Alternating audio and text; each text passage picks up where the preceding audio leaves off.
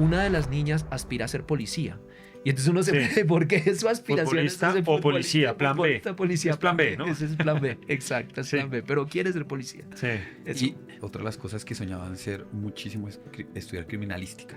Sí, Sale uno, Claro, pero en, sí. en mis grabaciones salía criminalística por todo lado. O voy a ser diseñadora, o voy a ser trapecista, o bueno, lo que sea, yo no sé qué voy a hacer cuando grande. ¿También quieres ser trapecista? ¿Qué es eso? La metáfora del pájaro. A mí esa me... Porque esa metáfora del pájaro uno la ve muy consistente en un momento y después La tingua es el pájaro. la tingua viajera. Y de hecho uno pasa mucho tiempo viendo unas palomas terribles, que creo que es obvio a propósito de esas palomas, la paloma mutante de la Plaza de Bolívar que uno siempre se encuentra y le da un poquito de susto. Y la tingua pues es un pájaro muy bello. Y esa metáfora me quedó como inconclusa. Si ella me hubiera querido, no se hubiera ido. Le valió barrio. Pues así eso no significa que si yo la quiero, yo me tengo que quedar. Cuando uno llega a otro lugar, pues lo primero es que físicamente ya saben quién es. María José Álvarez lo llama orgullo de clase. Sí. Entonces Angie, si se pone esta chaqueta de jean y se pinta el pelo, tiene un orgullo de clase brutal.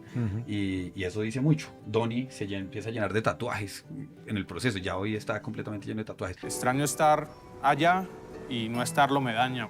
Lo primero que yo le diré a mi amigo es que vi la película por segunda vez y por segunda vez la película me hizo llorar.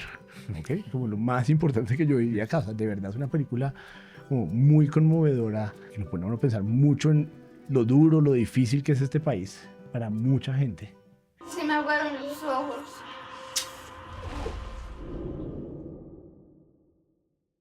Bienvenidos a nuestro video podcast El Juego de la Vida, una alianza entre la película del mismo nombre y la iniciativa TRIS de la Universidad de los Andes. En TRIS investigamos, enseñamos y divulgamos para incidir en las conversaciones públicas sobre desigualdad. El Juego de la Vida es una película que conmueve, que invita a pensar y que abre conversaciones. A algunos les permite ponerse en los zapatos de otros. Otros se verán reflejados en los protagonistas. Esta serie toma la película como un pretexto para hablar de Colombia. Andrés Ruiz es director de la película y mi compañero en esta serie y recorrió el país para escuchar muchas historias de vida. Andrés es periodista y director de comunicaciones estratégicas de la Universidad de los Andes. Yo soy Leopoldo Ferguson, profesor titular de la Facultad de Economía y codirector de TRIS. Hola Andrés. Hola Leopoldo, buenos días, buenas tardes, buenas noches, depende de dónde y a qué hora nos estén escuchando. Hoy tenemos dos invitados, siempre empiezo por el personaje femenino, pero hoy nos tocó Manel. Entonces empiezo, aquí a mi izquierda está Darío Maldonado, que es PhD en Economía de la Universidad de Toulouse, es profesor titular de la Escuela de Gobierno Alberto Lleras Camargo de la Universidad de los Andes y economista de los Andes. Sus intereses de investigación incluyen políticas de educación, políticas sociales y políticas públicas. Y también nos acompaña Andrés Álvarez, PhD en Economía de la Universidad de París, economista de la Universidad de los Andes, y estudia los determinantes de largo plazo de la desigualdad y movilidad social y el estudio de la evolución de la teoría económica y sus efectos sobre las políticas públicas en los países en desarrollo. Bueno, empezamos entonces. Empezamos, sí, qué gusto tener aquí a Andrés y a Darío. Vamos a aprovechar, por supuesto, todas las cosas en las que ustedes son expertos y han estudiado y han mirado este país, pero antes queremos es tener un poco la lectura personal de cada uno sobre la película y a todos nuestros invitados les estamos preguntando dos cosas. Primero, al salir de la película se encuentran con un amigo, ¿qué le dicen? ¿Qué es el minuto de reflexión, reacción que comparten con un amigo recién salió de la película? Y segundo, si es que lo tienen, cuéntenos una historia o personaje de la película que ustedes dirían fue su preferido o el que más les tocó o el que más los llevó a reflexionar. Darío, si quiere arranquemos con usted. Bueno, gracias. Pues gracias por la oportunidad de estar acá. Me alegra mucho, me da mucha felicidad estar acá. Esta es la segunda vez que yo veo la película, la vi para este podcast. La otra vez la había visto aquí en la universidad en algo. Lo primero que yo le diré a mi amigo es que vi la película por segunda vez y por segunda vez la película me hizo llorar. ¿Okay? Como lo más importante que yo viví acá. O sea, de verdad es una película como muy conmovedora que lo pone a uno a pensar mucho en lo duro, lo difícil que es este país para mucha gente. Yo quiero que todo el mundo la vea porque son muchas realidades que no estamos viendo y como que yo creo que es muy importante eso y a mí me ha conmovido las dos veces. La voy a volver a ver dentro de 15 días. Vamos a ver qué pasa ahí otra vez, pero no siento que me canse porque siempre saco cosas de la película. Lo segundo que le diría, digamos, pensando en que me encontré con un amigo, colega, medio colega, que sabe que trabajo yo, es que sí conversaría, y creo que una conversación sobre la película, sobre la lectura de la lotería de la vida y como cuáles son las cosas esas con las que uno nace en la lotería de la vida. La película hace énfasis en la lotería de unas cosas que no tenemos todos, ¿sí?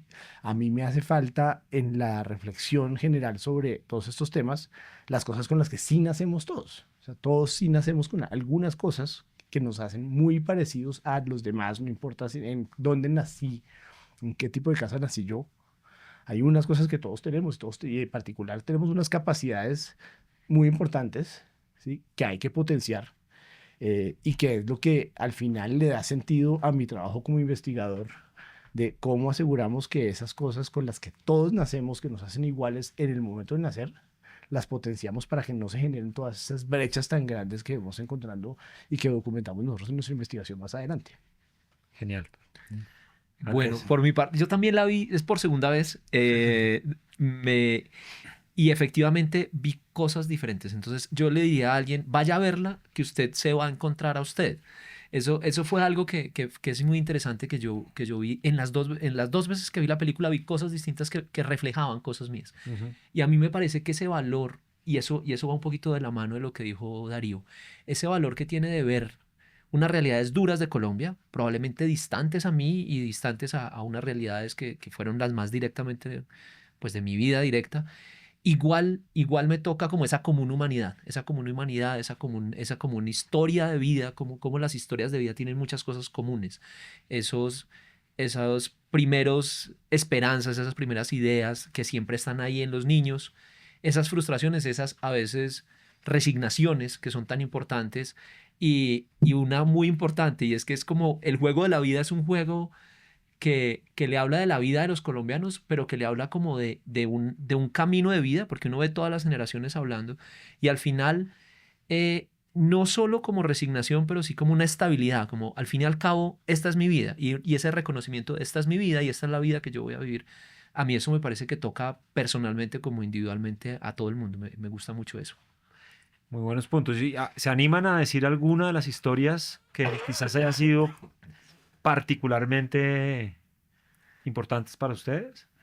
Digamos, sí, pero yo tengo la impresión de que aquí, además que yo he hablado de la película con otras personas, y yo creo que sí, todos, por lo menos en nuestro círculo académico, casi que todos coincidimos en la misma historia. Yo no sé, Andrés, yo creo que Andrés va a coincidir en la misma. O sea, y es la historia de estas dos primas, ¿sí? Que crecen en una casa con las mismas condiciones, el mismo cuidado, la abuela las cuidaba a las dos, y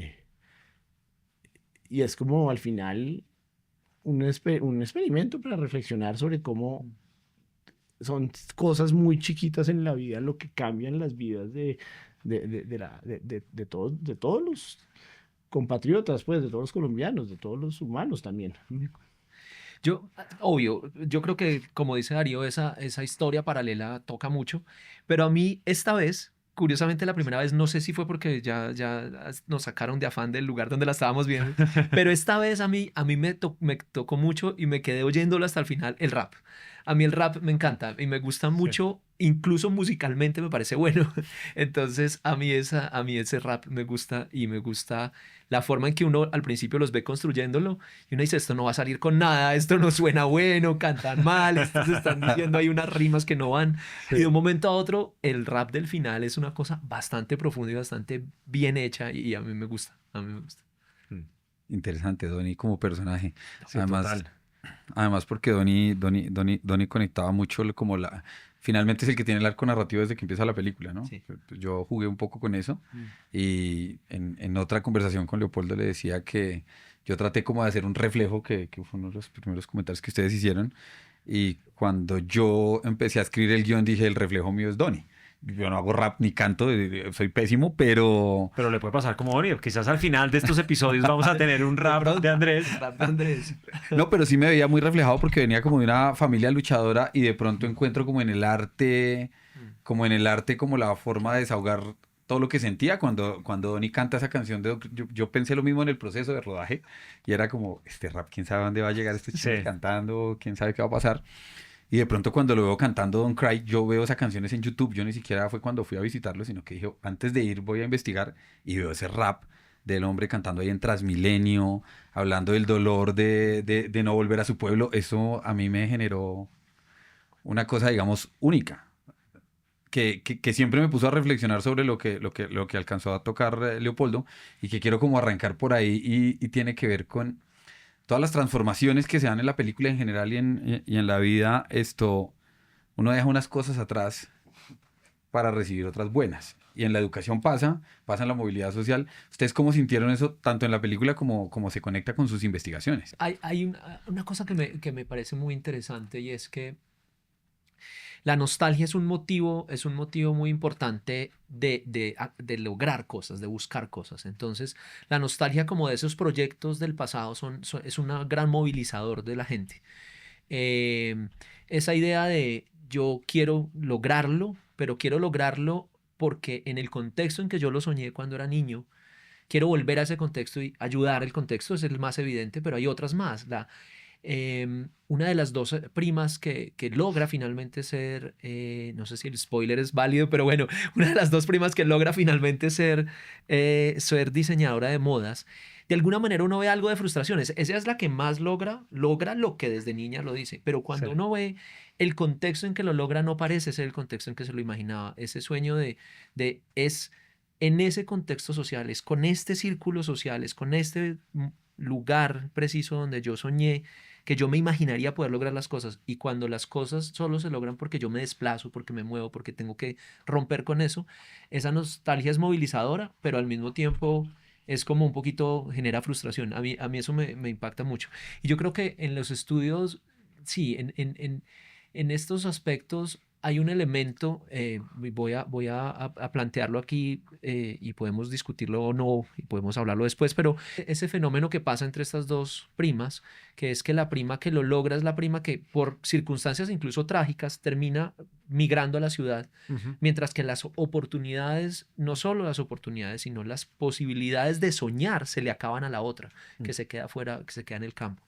Y ahí hay un elemento que es muy importante de ver en estos estudios, la divergencia que hay. Y muchas veces, y esto lo llevo como a un punto que a veces es chocante, pero que hay investigaciones que han hecho colegas aquí en la Universidad de los Andes, en la Facultad de Economía, que muestran cómo desplazamientos que con todo y lo doloroso que son, terminan beneficiando a las personas que terminan migrando a las ciudades. Es terrible esa realidad colombiana que el desplazamiento forzado termine siendo un mecanismo que les ponga más oportunidades a las personas porque tuvieron que ir a la ciudad y en últimas pudieron educarse más o lo que sea. Sí, ese tema de la migración forzada o no ha surgido en varias de nuestras conversaciones como una de las oportunidades para mejorar la prosperidad material, si se quiere, pero como decíamos antes, muchas veces dejando una herida en el alma, ¿no? Una que me tocó irme sin querer o tuve que modificar algo de mi esencia y eso ha estado muy presente, ¿no? Sin duda en lo que hemos visto. También ha estado muy presente, pero yo aquí quiero decir algo para que no se desanimen. Dice Darío que es la segunda vez que lo vio y lloró. Y muchos nos han dicho, esto conmueve y uno va a llorar. Pero al mismo tiempo toda la gente nos han dicho, como lo dijo usted, claro, pero la quiero volver a ver y saqué una cosa nueva. Es una película que no simplemente tiene momentos en que uno siente tristeza, conmoción, etcétera, sino que también genera algo también como positivo, esperanzador y muy fuerte.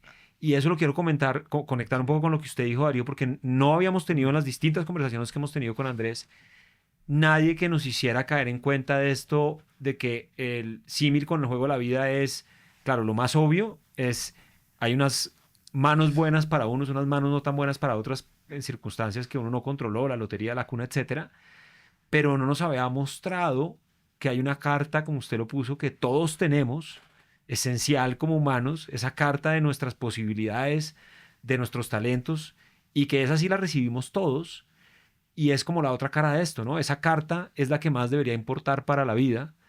Me parece una muy buena manera de plantearlo y le quisiera preguntar a usted, porque sospecho que ese es el caso, que plantearlo de esa manera es muy importante para entender también qué hacemos desde la política pública, cuál es el espacio para corregir algunas de estas desigualdades en la sociedad. ¿no? ¿Qué ha visto usted Sí, en sus estudios también? Absolutamente, digamos, yo creo que eso tiene por lo menos dos miradas importantes académicas.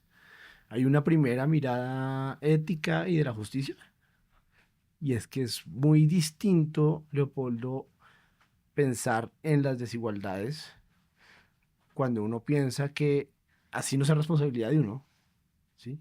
En la base hay algo que es muy diferente y que nos hace muy diferentes de entrada. Así no es mi responsabilidad. Así yo no haya decidido, ¿sí? Nacer en un lado o en otro, porque ahí viene ¿y qué podemos hacer? Así es la vida, Mm. ¿sí? Como, sí, nació en este país y nació en esta otra ciudad. Y sí, es injusto, pero no puedo hacer nada, ¿sí? En cambio, cuando yo veo que hay algo con lo que es muy importante y que es lo fundamental, que es el punto de partida, cambia completamente esa mirada sobre lo justo y sobre lo moral y sobre la urgencia de hacer algo para potenciar esas capacidades de todos. Ujú. Sí, y eso es una cosa que uno ve que se conecta con toda la literatura sobre la justicia, la moral, que yo creo que tiene que ser el punto de partida cuando pensamos en la política pública, ¿sí? Claro. Y en cómo se organizan las sociedades, ¿sí?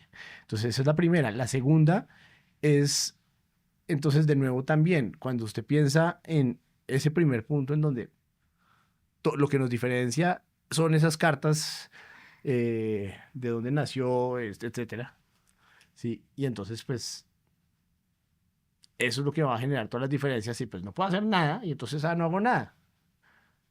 No está la política pública, entonces ya nacimos distintos y entonces, pues, política pública, ¿para qué? O sea, así es la vida, Ujú. ¿sí? En cambio, cuando uno ve que si hay una base y que estamos perdiendo, desperdiciando un potencial enorme, ahí es donde usted dice, sí se puede hacer algo, ¿sí? Y la Ujú. política pública tiene que arrancar de ahí, ¿sí? Y entonces ahí es donde, a mi modo de ver, eso es lo que arranca, eso es lo que permite una visión diferente de muchos de los resultados empíricos de todo lo que hacemos nosotros, ¿sí?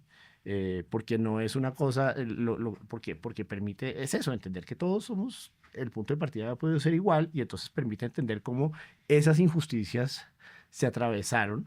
Ajá. Sí, ahí es difícil separarlo, la parte de la justicia de lo empírico, Sí. pero ahí estoy tratando de explicar esa parte empírica de cómo se atraviesan para generar resultados muy diferentes, ¿sí? Que podríamos cambiar. Y ahí está la lista de las cosas. Andrés hace la lista de las listas que aparecen ahí. Yo tengo por aquí en estas notas como toda la lista de cosas que aparecen. Todas son cosas, muchas son cosas que podríamos cambiar, Claro. que es la política pública, pero es muy distinto ver cuando hay una base común que cuando el punto de partida ya es igual. Eso que usted dice, yo no me he dado cuenta y la misma pregunta que les hice a ustedes de qué le dirían a alguien recién salidos de la película, en la primera conversación que tuvimos en esta serie con Andrés, me tocó a mí como espectador también contestarla. Y dije algo que ahora veo que está muy conectado con lo que usted nos acaba de decir, Darío, y es obvio que la película habla de desigualdad de oportunidades y el juego de la vida interpela directamente la idea de desigualdad de oportunidades, que es injusto que algunos nazcan con oportunidades distintas a otras personas. Sin embargo, hay otra noción para mí más esencial y más importante de la equidad a la que hace referencia la película, con muchos episodios y con muchas cosas que muestra, que es la idea más básica de la equidad como igual consideración hacia todas las personas. Hay varios momentos en que uno ve violaciones de esa noción de equidad y hay varios momentos en donde ve cómo la búsqueda de un mejor futuro implica darse cuenta que uno no está siendo tomado con igual consideración, etc. Y siento que lo que usted está diciendo es un poco lo mismo, no se nos olvide que todos los humanos debemos tener igual consideración y que no importa necesariamente únicamente las diferencias en las oportunidades materiales con las que nacemos, si recordamos siempre que todas las personas, no importa dónde nacen, tienen seguramente 1000 talentos por explotar, mis sueños de vida por perseguir, y que si es eso lo que ponemos en el centro de la política pública y en el centro de la discusión, seguramente va a ser mucho más positivo y no un poco la sensación de qué hacemos si es que tenemos un monstruo de vida injusta frente a la cual no podemos hacer mucho. Conectado con esas dos cosas que ustedes dijeron, me parece que hay una cosa interesante y es precisamente así casi que la sensación que tiene Darío de que esa carta que está implícita, que no se dice explícitamente en la película, pasa mucho pasa esto, y es que las otras cartas que se reparten ocultan un montón esa común humanidad. Y ese es un elemento súper importante de las políticas públicas. Una vez uno empieza a ver a las personas por lo que realmente empezaron a hacer después de que esas cartas ya se repartieron, y esas cartas que van mal repartidas o que van repartidas de maneras diferentes, la gente lo toma como esenciales, como que lo esencial son esas otras cartas, como que esta persona es así. Entonces, esta persona es de esta raza, de este género, y eso empieza a conectarse como con la naturalidad de que es así. Y efectivamente, cuando esas cartas son probablemente lo que artificialmente sobre las que podríamos actuar, la gente las piensa como esenciales. Y eso dificulta mucho la política pública. Viendo la conversación hacia dónde va, algo que tocamos antes de empezar este podcast tenía que ver con el Estado y la presencia o ausencia del Estado, que en la película es un subtexto no evidente. De hecho, nunca creo que de pronto no me acuerdo, pero creo que ni siquiera nombró la palabra gobierno-Estado. Tal vez en la historia de Mildred, tal vez digo que el gobierno no había entregado las casas, quizás. Sí. ¿Ustedes cómo ven esa participación o no participación del Estado en la película y en general pues en la conversación de desigualdad que venimos teniendo? A mí, digamos, fue como...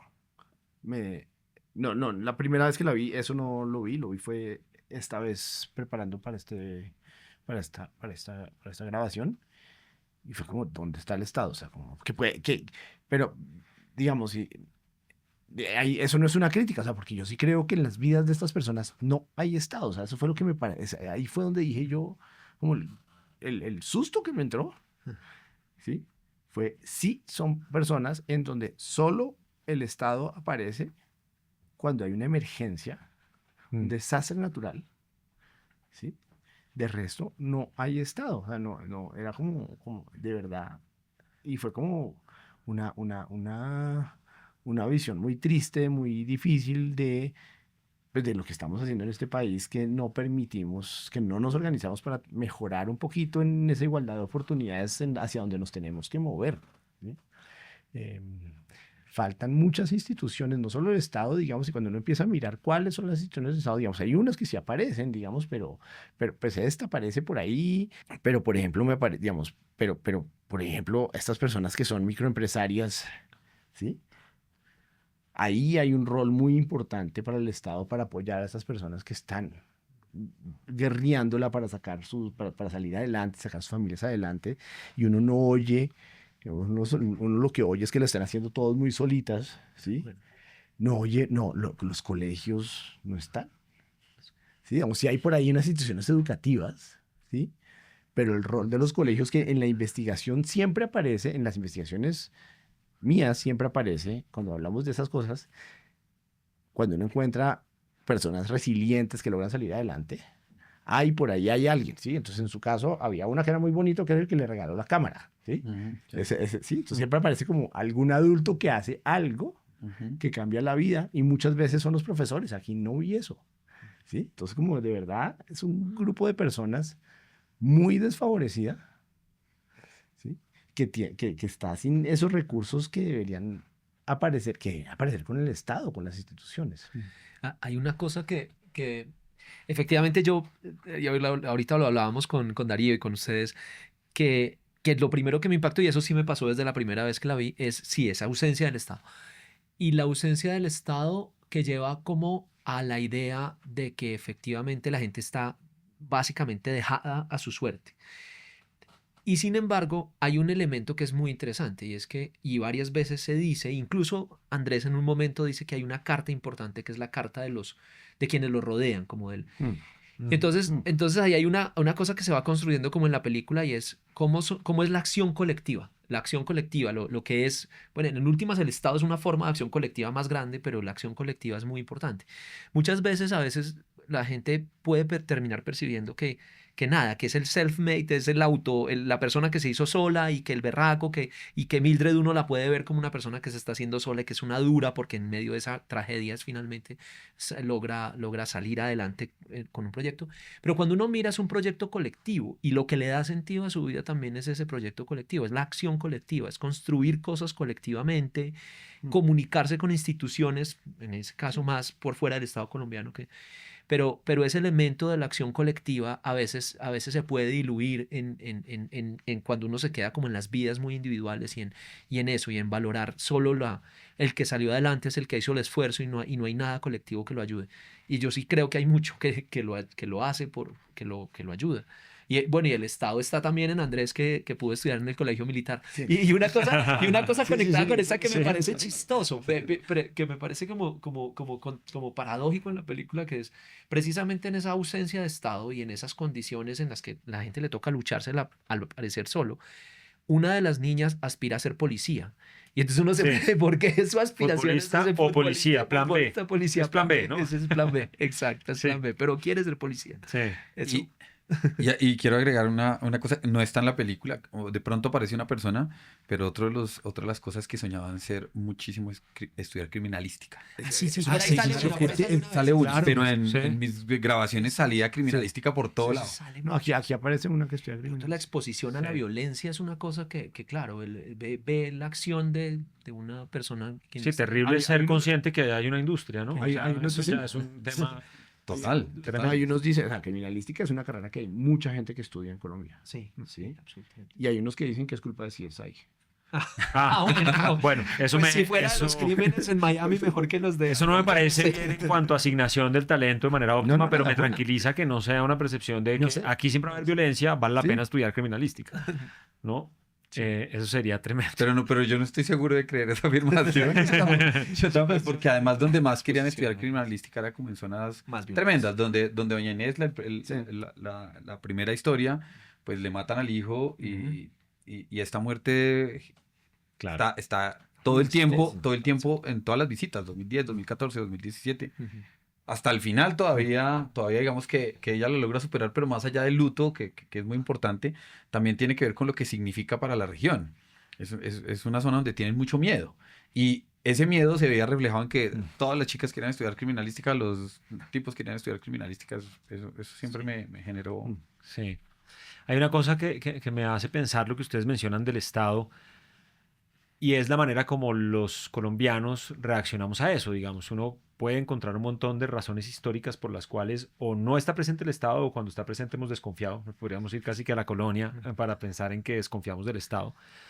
Y eso ha generado unas cosas que yo juzgo, pues, nos generan problemas, una cultura un poquito en ese aspecto extremadamente individualista. De hecho, Mauricio García Villegas habla del individualismo indómito latinoamericano y colombiano en particular, que nos puede dificultar esa acción colectiva que ustedes mencionan, sobre todo a gran escala.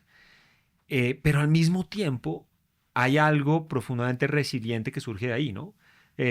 Pienso ahora, por ejemplo, en la familia García Segura y el señor García Segura, pues que trabaja unas horas impresionantes y toda su familia trabaja en abastos y tal, y dice, acá el que trabaja come. Entonces, aquí si uno trabaja, uno va a salir adelante y las circunstancias pueden ser duras, pero va a salir adelante. O Mildred recién se van de Gramalote y llegan a Cúcuta, o cerca de Cúcuta, y le pregunta a Andrés, bueno, ¿cómo está la familia? ¿Cómo están los niños? Y una de las cosas que dicen, pues están golpeados por haberse movido y tal, pero los veo que son conscientes de que ellos van a tener y que pueden salir adelante.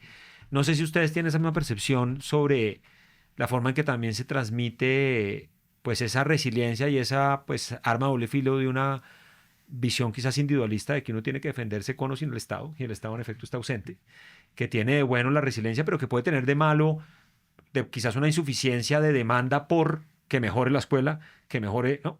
¿Qué opinan de eso?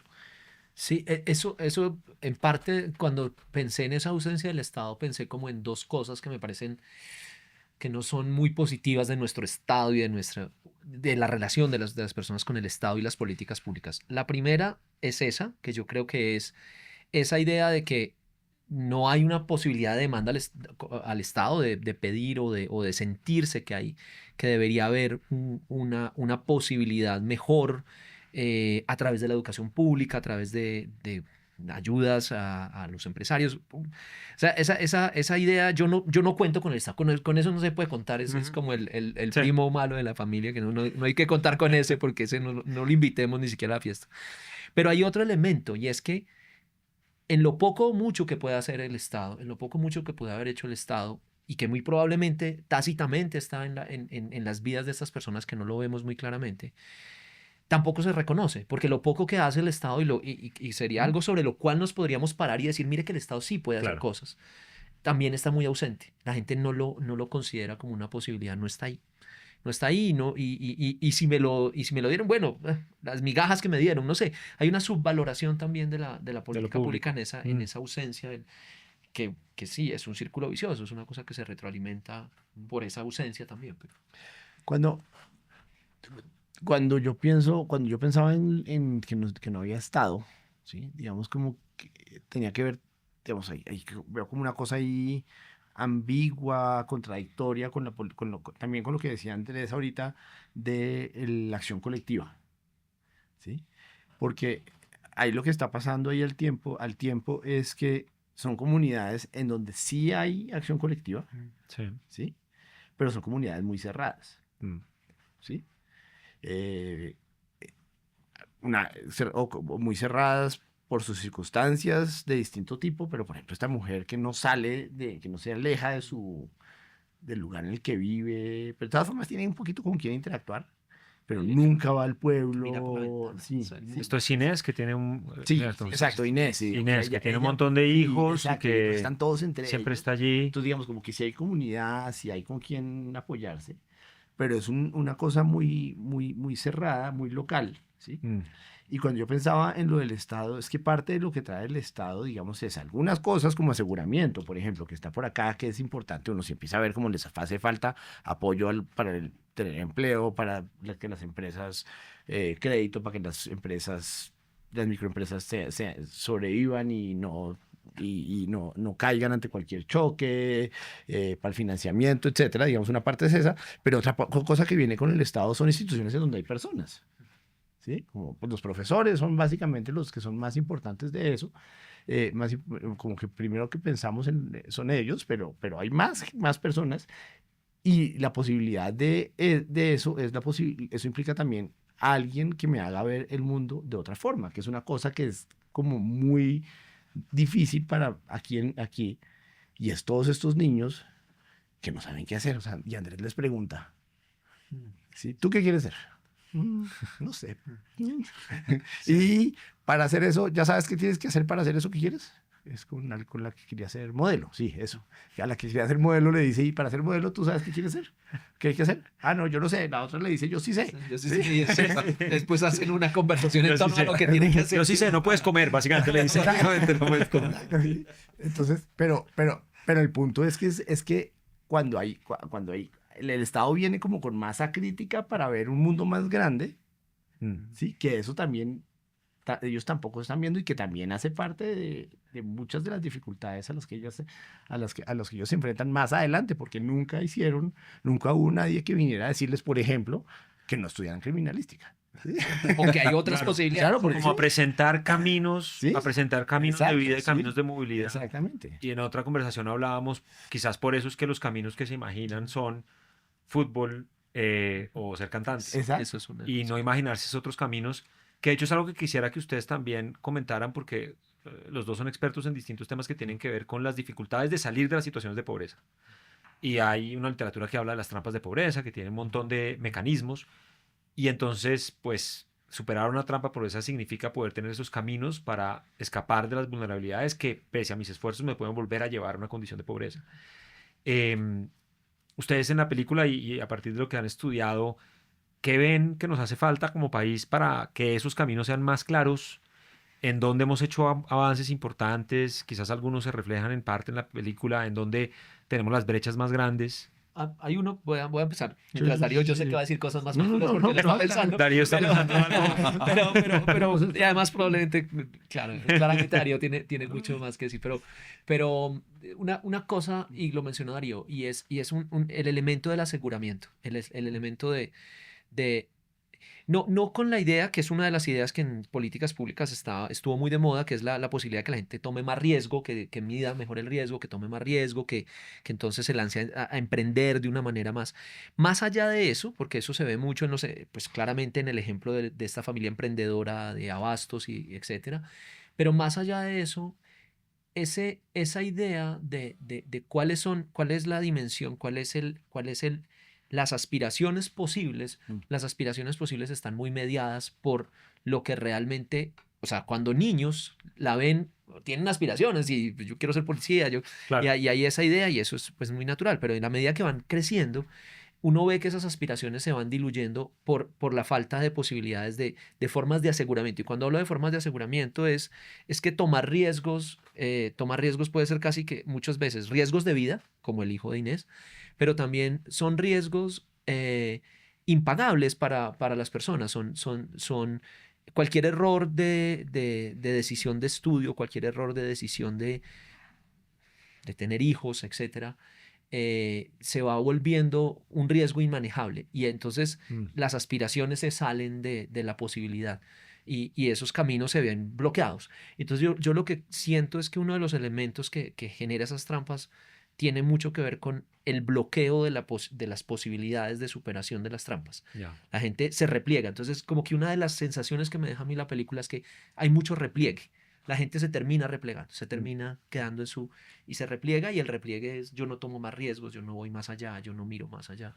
Eso Claro. es. Porque lo único que tengo es la familia y si voy más allá voy a perder la familia. Y voy a perder la Claro, familia. Que es como que es una frase Que es el único aseguramiento. Es el único Además. aseguramiento. sí, ¿no? exacto, sí. Sí, sí, sí.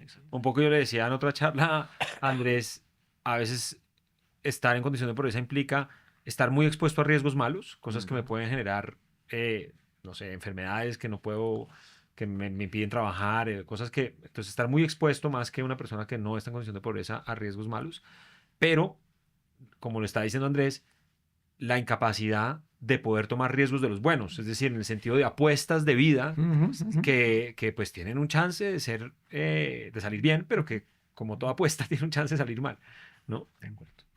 Yo no me quedé pensando, Andrés, como pensando en que va a decir algo súper genial para responder a Leopoldo. No, todos estamos ya preparados para... No, La presión. entonces, Sí. yo sé, pero yo me quedé pensando fue, ¿cómo hago para decir lo que es evidente que yo diga? ¿Sí? Y responderle a Leopoldo. Yo no le puedo responder, o sea, yo no puedo decir como qué es lo fundamental o cuál es la primera, porque pues viene mi sesgo, o sea, si yo llevo muchos años estudiando educación, ¿sí? Estoy convencido que sin educación no hay ninguna forma, sin educación de calidad, con oportunidades para todos, ¿sí? Por lo menos hasta la secundaria, terminar la secundaria y a partir de ahí vemos cómo hacemos para que con focalización adecuada y con el grado de meritocracia adecuado, cómo hacemos para que todo el mundo pueda tener oportunidades para contribuir, para realizar su propósito de vida y contribuir a esta sociedad y generar representación de todo el mundo en los lugares donde toma decisiones más importantes, no solo un tema, sí, además de asegurar que puedan responder por sus propias necesidades, ¿sí? Entonces yo muchos años dedicaba a eso, entonces como me quedé pensando cómo le digo a Leopoldo, ¿qué es eso? Pero no, es muy evidente que yo voy a decir eso, ¿sí? Entonces yo no le puedo decir a Leopoldo que yo sé que eso es más importante que los Sí, que seguros. vías terciarias, sus vías seguros, terciarias, no, sí. no puedo, sí. Sí. No, sí. Pero estoy convencido. Está reconociendo Sí, su sesgo. Exacto, sí. Pero de pronto la causalidad va al revés. No es que usted me está diciendo que la educación porque la ha estudiado, sino que usted estudió la educación porque es lo importante. Yo sé, pero es que es lo que está, ¿cómo lo decía ahorita por pensar esto? Y era lo que estaba, digamos, que estaba haciendo, pero digamos, sí. Sí. Pero es que es algo, digamos, que también eso me impresionó de la película, que la educación es mucho menos importante de lo que yo habría esperado que fuera. Y Sí. está, ¿sí? ¿sí? Y lo veo por muchos lados. Y una parte muy importante en donde lo veo, que yo creo que a eso tenemos que meterle mucho en educación, es a asegurar educación, digamos, para que la gente aprenda las cosas básicas que son súper importantes, ¿sí? Pero para que la gente tenga herramientas para tomar decisiones. Ahorita que dije que les digan que no estudie criminalística, que ustedes se rieron, es un chiste, pero es verdad. Claro. Sí, porque claro. hay en Colombia, mucha gente tomando Con una opciones formación. que no los llevan a resolver sus problemas económicos ni a aportarle a la sociedad como quieren aportarle, ¿sí? Y eso viene, digamos, y ahí hay un problema muy serio en el sistema educativo, ¿sí? Sí. Porque todos estos niños, o sea, una cosa muy que también me impresionó, que estas gemelas, cuando eran chiquitas, seguían soñando, sí, cuando eran grandes estaban soñando lo mismo que cuando eran chiquitas. Todos queríamos ser policías cuando éramos chiquitos y por el camino dejamos de querer ser policías. Sí. ¿Sí? Sí. Porque vino información, porque conocimos otra gente, Claro. porque Llegaron ¿sí? otros intereses, porque nos Sí, mostraron otras exacto, posibilidades. sí. Pero aquí hay un tema de un montón de personas a las Sí. que esa posibilidad no se les dio. Claro. ¿Sí? Entonces yo sí creo que hay una cosa muy importante en el sistema educativo que hay que meterle, pero no le puedo decir que sea mejor que esas otras cosas que usted dijo. Una cosita chiquita relacionada con lo de la educación. Me vino a la cabeza un momento en que en la película, creo que son una de las dos primas, no sé cuál de las dos, dice que está estudiando mucho. Y que está estudiando mucho porque se tiene que preparar para los exámenes porque va a tener la posibilidad de una beca. No, es brutal, Andrés, porque no dice que está estudiando mucho. Dice que voy a estudiar mucho. Voy a estudiar mucho, exacto. ¿Sí? Se imagina que el camino voy a estudiar. Reconoce que está medio desconectada. Sí, eso es verdad. Sí. Y dice, ya, el año entrante, Y hay una beca. sí me voy a conectar. Y eso es Y me va a ir esa beca se súper bien diluye. para conseguir la beca. Y la beca no sabemos. Pero eso es una cosa. Eso es una ¿Qué cosa, pasó digamos, con eso eso? es cuando voy a trabajo de campo a distintos municipios de Colombia, Sí.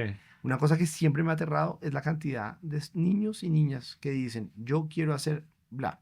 Y la pregunta de Andrés, yo se las he hecho a los estudiantes en los colegios. ¿Y qué estás haciendo para eso? Ah, no. Sí, no conocen ese No camino. están haciendo nada. ¿sí? Nada. Y no hay nadie que los está apoyando, acompañando a eso. ¿sí? Claro. Y entonces esto es una ilusión, porque al final lo que percibo, aquí no lo percibo, eso no es de la película. ¿sí? No sé si necesariamente es de la película, pero en otros lados lo que percibo es que al final eso es como la ilusión de ellos, pero igual al final ellos sienten que igual no va a pasar, entonces ¿para qué? Claro. ¿Sí? Es un sueño y punto. Sí. Es un sueño. Claro que yo no, pues esto que usted dice cierra muy bien con lo que inició, porque es precisamente esa creencia en la educación y yo, pues, usted fue muy honesto en reconocer su sesgo, pero yo coincido en que no creo que haya un ejemplo de una sociedad que se haya podido convertir en una sociedad justa y próspera que no haya invertido de forma decidida en una educación para todo el mundo y que en este país tenemos una dificultad en donde hemos avanzado muchísimo y no podemos desconocer los avances, pero en donde seguimos teniendo pues unas brechas muy grandes y unas falencias muy grandes. Pero el creer en eso como el camino es creer en esa esencia de la potencialidad de todo ser humano que creo que va consistente en lo que usted me dijo al comienzo. El tiempo ha corrido rápidamente y entonces, para terminar, hemos aprovechado una cosa en nuestras conversaciones, lo siguiente, y es que Andrés, si bien es anfitrión de este podcast, también es, en cierto sentido, pues no en cierto sentido, no, es protagonista, director, guionista de la película. Sí. Y queríamos dar la oportunidad, si tienen ya como espectadores, voltear un poquito los papeles, si se les quedó alguna pregunta, alguna cosa, alguna curiosidad que ustedes quisieran hacerle a Andrés de cualquier índole, desde los detalles de cómo se hizo esto hasta algún hecho o cosa que les haya llamado la atención. La metáfora del pájaro. A mí esa porque esa metáfora del pájaro uno la ve muy consistente en un momento y después La tingua es el pájaro. la tingua viajera. Y de hecho uno pasa mucho tiempo viendo unas palomas terribles, que creo que es obvio a propósito de esas palomas, la paloma mutante de la Plaza de Bolívar que uno siempre se encuentra y le da un poquito de susto. Y la tingua pues es un pájaro muy bello. Y esa metáfora me quedó como inconclusa, como que yo no... Así en serio. Sí, no, la veo, la entiendo, pero al final la metáfora de la tingua, no supe si usted sí es una tingua. Vamos si a se dejarle siente- pasar a Andrés sus comentarios sobre las palomas, porque aquí de pronto los animales van a decir, todo, así como todo ser humano Todo es tiene bello. potencialidad, No, todo ellas pájaro tiene en potencialidad. su mutación son bellas también. No, sí, un poco la metáfora yo le aposté a la Tingua por una razón, y es que la Tingua es migrante y me parecía que una de las grandes, no grandes, tal vez tengo que bajarle esa palabra, una de las soluciones que yo descubrí en mi vida de la movilidad social sí tenía que ver con la migración, pero hay un tema importante, es que la Tingua nunca migra sola, siempre va acompañada. De hecho, las tinguas que se pierden por el camino y se quedan solas, pues no llegan. Y me parecía interesante, porque además usted lo mencionaba ahorita del grupo, el tema colectivo es fundamental. Mildred llega a Bogotá, pero llega a Bogotá y le va bien, especialmente porque llega con gente. ¿Sí? La trae una amiga que fue la que conoció en el fondo de adaptación, que tenía que ver con la readaptación de Gramalote, y ella es la que la trae al MINTIC, al ministerio, y de hecho hoy en día la tiene en Mincultura. Entonces sí hay como una compañía necesaria, que en mi caso era la familia. Mis tinguas eran mi familia, porque mi familia se movió conmigo. Yo tuve un privilegio de que se movieran conmigo. Entonces me parecía importante. Y decidí que si iba a jugar con metáforas, todas iban a ser de pájaros. Eso sí fue una decisión ya. Y me apoyé con Daniel Cadena, con el que además conversábamos todo el tiempo. Entonces las palomas era para resolver una escena muy difícil. Esto sí es puro dirección de cine, y es la escena de cuando una muchacha que yo conocí creyó que yo le iba a robar simplemente por cómo me vestía. Sí. Y dijimos, esta escena, ¿cómo la vamos a ilustrar? Porque es difícil de ilustrar. O sea, como poner a los séptimo día una persona ahí caminando raro, eso era horrible.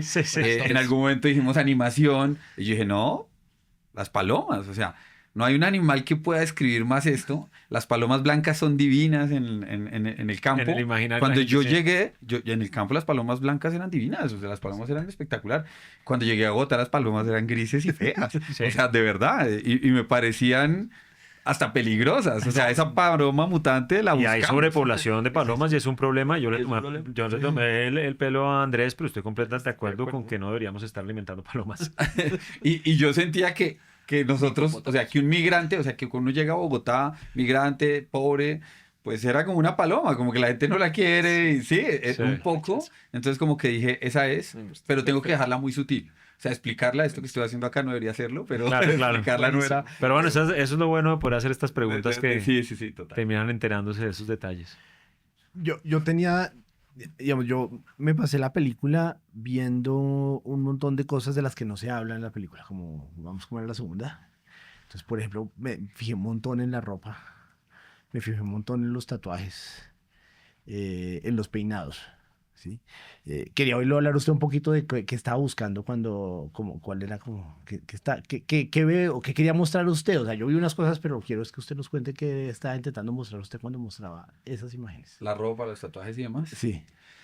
Sí, pues en el cine uno juega con la teoría del iceberg de Hemingway, que es más de literatura, y es, tú dejas ver la punta del iceberg nada más, pero tienes que dejar que la gente vaya más allá y sabe que hay mucho más por debajo. Y yo alcanzo a mencionarlo de la ropa, al menos en mi historia. Yo digo que yo decido cambiar. Sí, de acuerdo, y Eso lo de tenga las dos camiseta. camisetas, eso sí.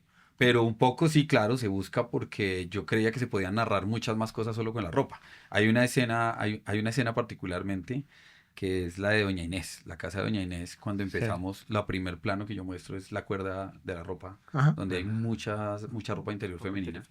Y esa escena la debatí incluso tuvimos una feminista en el equipo, solo para hablar de todos los temas, pero en esa nos centramos mucho porque yo quería ver qué les transmitía, porque yo quería transmitir algo en especial. Claro. Y era esta vulnerabilidad de una familia con 7 mujeres en un billar, con borrachos y demás, y que uno llegaba a la casa y veía esto. Y a mí me parece que la ropa transmite muchísimas cosas. Entonces yo sí busqué narrar muchísimo más con la ropa, mucho. A Angie como diseñadora, Claro. el tipo de ropa que se ponía y los planos eran buscando eso. Me parecía que dice mucho además en una sociedad como la nuestra. Y la otra era la ropa y la ¿qué? Se me olvidó. No, yo vi mucho la ropa, los tatuajes. Los peinados. Los tatuajes y los peinados, total. En otro podcast hablamos de los peinados de Angie, porque uno de los procesos que me parece a mí más interesante de la movilidad social es que cuando uno llega a otro lugar, pues lo primero es que físicamente ya saben quién es. El estudiante becado que llega a una universidad, como lo saben, de la Javeriana, la que sea, pero digamos de élite, esto se reconoce muy rápido solo por la ropa. Entonces la ropa sí dice muchísimo y uno reconoce, y uno cuando llega, en mi caso por ejemplo, pues uno trata de disfrazarse, algunos no.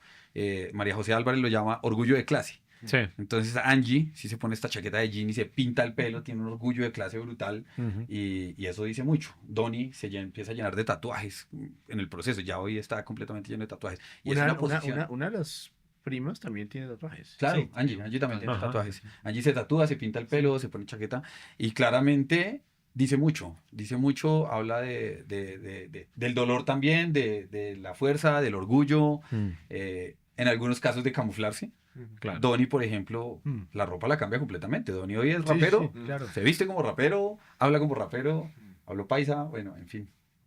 Qué buenas preguntas porque yo, claro, había percibido toda la vulnerabilidad de esas mujeres. Hay un momento que se dice explícitamente, este es un lugar donde los hombres iban y venían, pero no estaban muy presentes, excepto cuando ya eran viejos para que los cuidaran. Y de lo contrario, es mujeres y mujeres, pues, saliendo adelante, trabajando, cuidando niños, etcétera, etcétera. Y no me he dado cuenta de eso, que es lo que muestra el pedazo de la vulnerabilidad con la ropa colgada solo femenina. Sino el otro lado que es como tan positivo de esta película que muestra la textura y que al tiempo que es triste es inspiradora y al tiempo que es dura es como muy positiva sobre el país y es que usted hace un acercamiento al nombre de la tienda de Inés, La Esperanza, ¿no? Tienda La Esperanza. Sí. No, genial. Vamos aprendiendo. Yo que me la he visto no he parado de hablar de esta película, descubro cosas nuevas con estas preguntas. Darío y Andrés, la verdad, fue genial esta conversación. Muy bien, muchas Muchísimas gracias. Muchas gracias. Fue un gusto tenerlos acá. Muchas gracias. Gracias, Muchas gracias. Gracias.